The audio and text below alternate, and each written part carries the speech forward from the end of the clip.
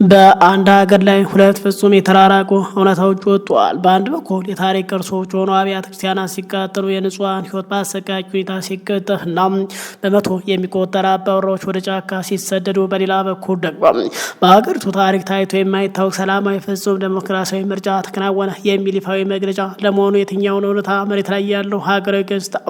ክቡራን ተመልካቾችና አድማጮቻችን ሰላም ጤና ይስጥልን እያልን ዛሬ የምናያቸው ጉዳዮች እጅግ አሳሳቢና መነጋገሪያ የሆኑ የሰሞኑ ክስተቶች የያዙ ናቸው። አርስቱን በማስቀደም እንጀምራለን። መጀመሪያ የምናወራው ወደ አርሲ ሀገረ ስብከት ነው። በአጠቃላይ ሀገረ ስብከቱ ለቅዱስ ሲኖዶስና ለመንበረ ፓትርያርክ ጠቅላይ ቤተ ክህነት በጻፈው አስቸኳይ ደብዳቤ በሰረካ ወረዳ የ101 ዓመት ዕድሜ ጠገው የጠለታ ቅዱስ ገብርኤል ቤተክርስቲያን ሙሉ በሙሉ መውደሙንና የንጹሐን ሕይወት ባለፉን ከ280 በላይ አባወራዎች መፈናቀላቸውን ገልጿል። ነገር ግን ይህ ሁሉ ጥፋት እየደረሰ ባለበት በዚህ ሰዓት ከቅዱስ ሲኖዶስ ሆነ ከከፍተኛ የመንግስት ባለስልጣናት በኩል የተሰጠው ዝምታ ለምን በርካቶችን አሳዘነ? እንመለከተዋለን። ይህ በእንዲህ እንዳለ የተጠናቀቀውን የ7ኛው ጠቅላላ ምርጫ አስመልክቶ የወጡ መግለጫዎች ታላቅ ውዝግብ ፈጥረው ቀጥሏል።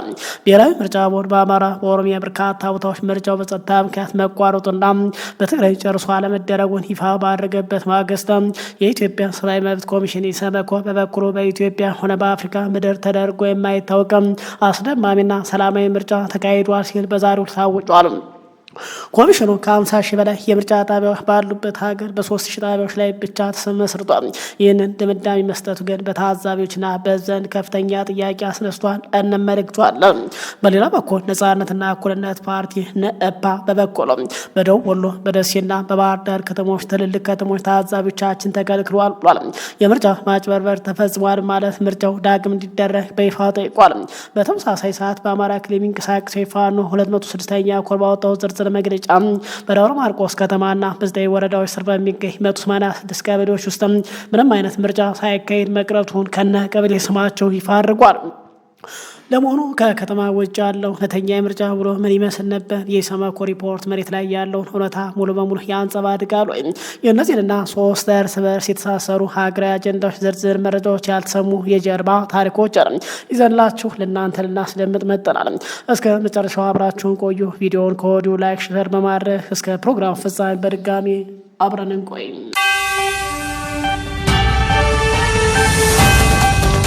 በቅድሚያ አሳዛኝ ዜናውን እናስቀድም። በአርሲ ሀገረ ስብከት በሚገኝ ወረዳዎች በ9 ኦርቶዶክሳውያን ላይ ግድያ መፈጸሙን በመግለጽ ሀገረ ስብከቱ የመንበረ ፓትርያርክ ጠቅላይ ቤተ ክህነት ጽሕፈት ቤትና ቅዱስ ሲኖዶስ ከመንግስት ጋር በመነጋገር መፍትሄ እንዲሰጡ ዛሬ ተማጽኗል። እንደ ቤተክርስቲያን ሙሉ በሙሉ ሲቃጠል 280 ኦርቶዶክሳውያን ተሰደው አካባቢው መልቀቃቸው ሪፖርት አድርጓል። በአርሲ ሀገረ ስብከት በሚገኝ ወረዳዎች ቀደም ሲል በተደጋጋሚ ደርሶ የነበረ የአብያተ ክርስቲያናት መቃጠል፣ የምዕመናን ወገኖች ግድያና የንብረት ውድመት በተመለከተ ችግሩ ለመፍታት ከሚመለከታቸው የመንግስት የስራ ኃላፊዎች ጋር ተደጋጋሚ ውይይት የተደረገ ሲሆን በመንበረ ፓትርያርክ ጠቅላይ ቤተ ክህነት ደረጃ ከከፍተኛ የመንግስት ባለስልጣናት ጋር ውይይት ተደርጎ በዘላቂነት መፍትሄ እንዲያገኝ ሪፖርት ማድረጋቸው ይታወሳል ብሏል። ሀገረ ስብከቱ ለመንበረ ፓትርያርክ ጠቅላይ ቤተ ክህነት ጽሕፈት ቤትና ለቅዱስ ሲኖዶስ በጻፈው ደብዳቤ ይሁን እንጂ አሁንም ጉዳዩ ቀጥሎ ግንቦት 23 ቀን 2018 ዓ.ም ትናንት ጨምሮ በሰረካ ወረዳ የ101 ዓመታት ዕድሜ ባለጸጋ የሀገረ ቅርስ የሆነው የጠለታ ቅዱስ ገብርኤል ቤተክርስቲያን ሙሉ በሙሉ በታጣቂዎች ወድሟል። ሁለተኛው በጠለታ ቅዱስ ገብርኤል አጥቢያ ነዋሪ የሆኑ 9 ኦርቶዶክሳውያን ወገኖቻችንም ሕይወት በአሰቃቂ ሁኔታ በታጣቂዎች አልፏል።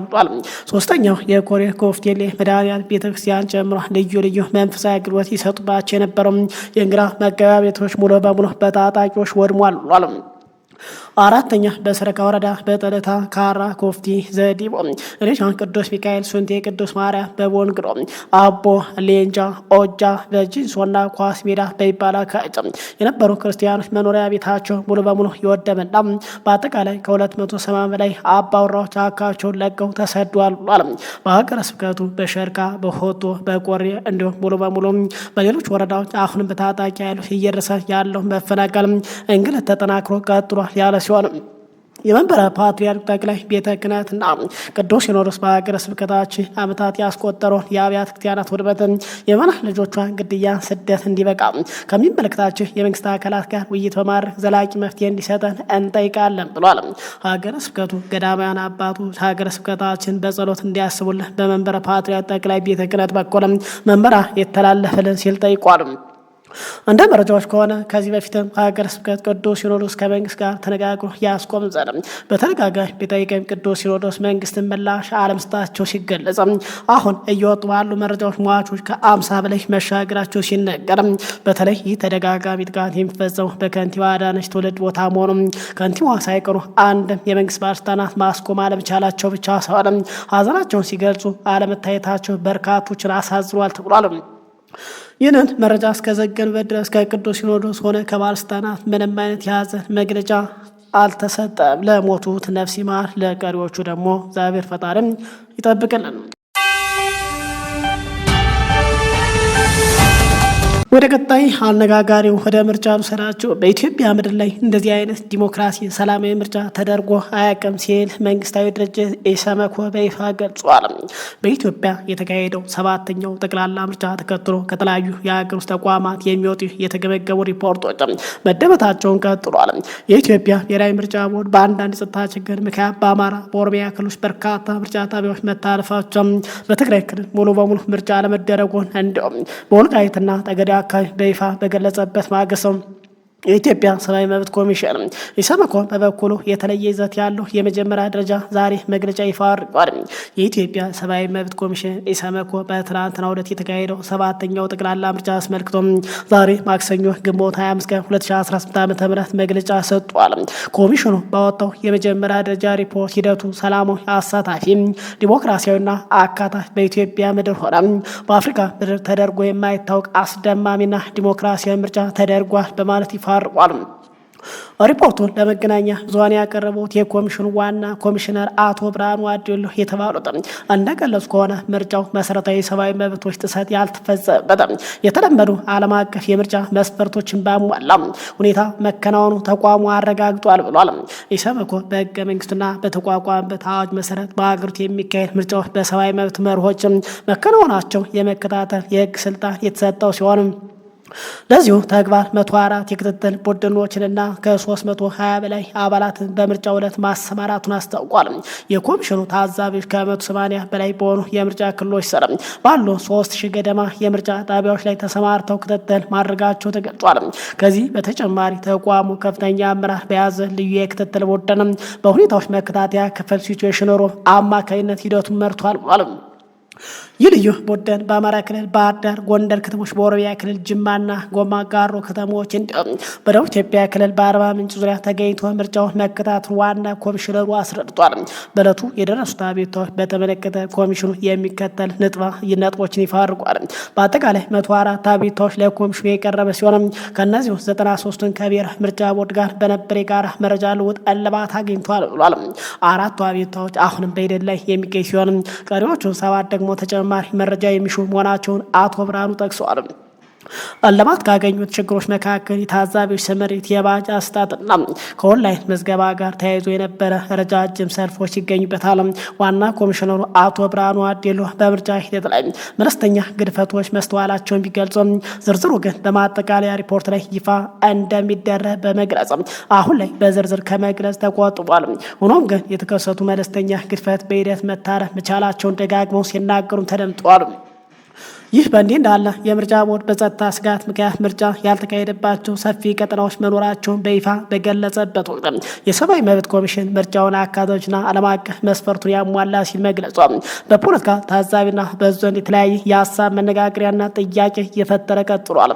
ምርጫ ቦርድ በሰጠው መግለጫ በጸጥታ ችግር የተቋረጠ ምርጫዎች ጀምሮ ከ50 ሺህ በላይ የምርጫ ጣቢያዎች መኖራቸውን መግለጹ ይታወሳል። ከነዚህ ውስጥ ያው በዋና ዋና ከተሞች ላይ ብቻ ባተኮረ መልኩ ማለትም በባህር ዳር፣ አዲስ አበባ፣ ጎንደር፣ ጅማ በመሳሰሉ ላይ 3000 ምርጫዎች ላይ በመታዘብ በቀሪ 47000 በላይ ምርጫዎች ላይ ባልታዘበት ባላየበት በተለይ ደግሞ በአማራ ኦሮሚያ ግጭት በነበረባቸው በርካታ ሰዎች በተጎዱበት በወረዳዎች ታዛቢዎች ሳያሰማራ ምርጫው ዲሞክራሲ ነበር ማለት እስከ ውሳኔ ላይ መድረሱ ተከትሎ በርካቶች ተቃውሞ በማሰማት ላይ ናቸው።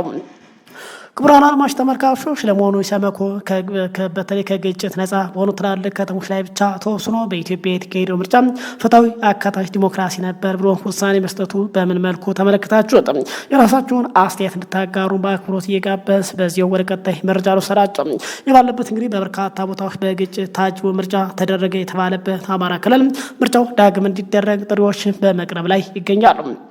ከነዚህ መካከል እንግዲህ በአማራ ክልል ምርጫው እንዲደረግ ጥያቄ አቅርበዋል። ፓርቲው ነፓ ነጻነት እኩልነት ፓርቲ በአማራ ክልል በተወሰኑ አካባቢዎች የምርጫ ማጭበርበር ተግባራት ተፈጽሟል በሚል ምርጫው በአማራ ክልል ቶታሊ እንዲደገም ጠይቋል።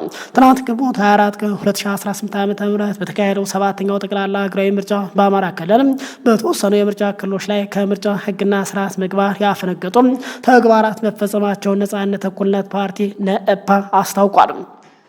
ፓርቲው ባወጣው ባለ 2 ገጽ የቅሬታ መግለጫ በደቡብ ወሎ በለጋምቦ ለጋዲና ከለላ እንዲሁም ደብረ ሲና እንዲሁም በደሴና በባህር ዳር ዋና ከተሞች የምርጫ ድምፅ አሰጣጥ ሂደት ላይ በርካታ ህገወጥ ድርጊት መታዘባቸውን ገልጿል። ከመራጮች ካርድ በነጠላ ከመሰብሰብ ጀምሮ በሚስጥር ድምፅ መስጫ ቦታዎች ውስጥ ገብቶ ተጽዕኖ እስከ ማድረግና በባህር ዳር ከተማ 70 ህጋዊ ፓርቲ ታዛቢዎች እንዳይታዘቡ እስከ መከልከል የደረሰ ችግር መፈጸሙን በጥቅስ አስፍሯል።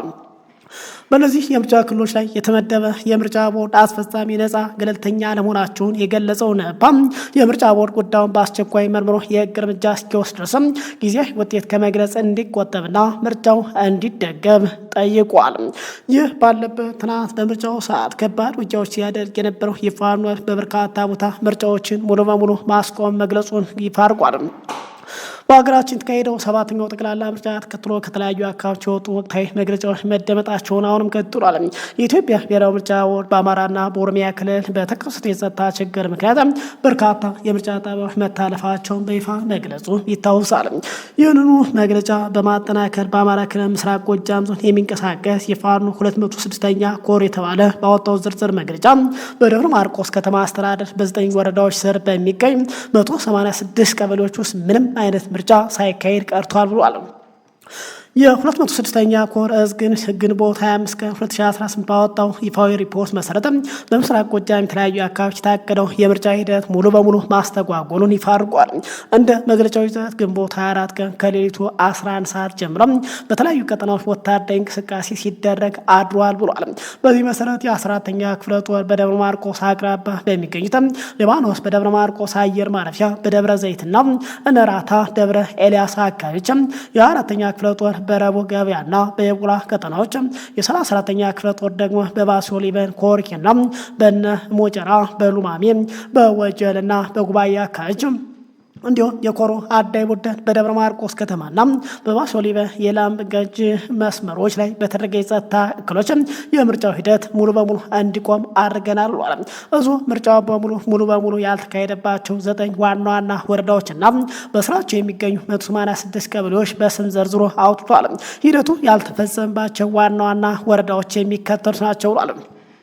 ደብረ ማርቆስ ከተማ አስተዳደር ሙሉ በሙሉ የጎዛመን ወረዳ የጋግና እነራታ ሊባኖስ ግራራማ የቦቅላ ዙሪያና ሌሎች ጨምሮ 21 ቀበሌዎች ላይ የስናን ወረዳ ደብረ ዘይት አምስያ ዳጉላ ዋሻ ሚካኤልና ረቡ ገበያን ጨምሮ 18 ቀበሌዎች የደብረ ኤልያስ ወረዳ ደብረ ኤልያስ ከተማ 01 እና 02 ቀበሌዎች ጨምሮ በአጠቃላይ 20 ቀበሌዎች ላይ እንዲሁም የዋበል ወረዳ ሉማሜ እነሞጀራ ሞንጀራ የሸሚት ሉማሜ 01 እና 02 ወጀል ከተማን ጨምሮ 30 ቀበሌዎች የነ እደድ ወረዳ አምበር ምሳ አዋሽ ገነቷ አምበር 01 እና 2 ጃማ ከተማን ጨምሮ 21 ቀበሌዎች የባሶ ሊበን የጁቤ ወረዳ የጁቤ 01 እና 2 የላም ገጂ ከተማ ኮር ከተማ ገጠሩን ጨምሮ 26 ቀበሌዎች የዳባይ ጥላት ግን ወረዳ ደቤት ገሜም ደብረ ኖስ ከተማ ቆይ 01 እና 2 ቀበሌዎች ጨምሮ 24 ቀበሌዎች የደጀን ወረዳ ገልገሌ ግብግብ የትኖራ ሀገረ ሰላም ጽድምና ሙያን ጨምሮ 24 ቀበሌዎች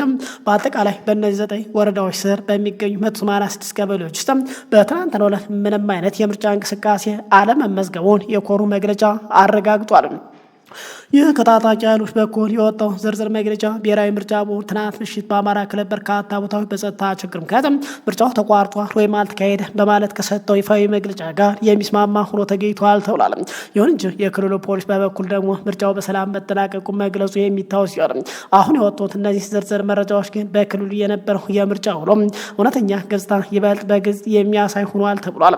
ክቡራን አድማጭ ተመልካቾቻችን በዚህ ጉዳይ ላይ የራሳችሁን አስተያየት እንድታጋሩ በአክብሮት በሌላ ምርጫ እስክንገናኝ በያላችሁበት ሰላም ቆዩ።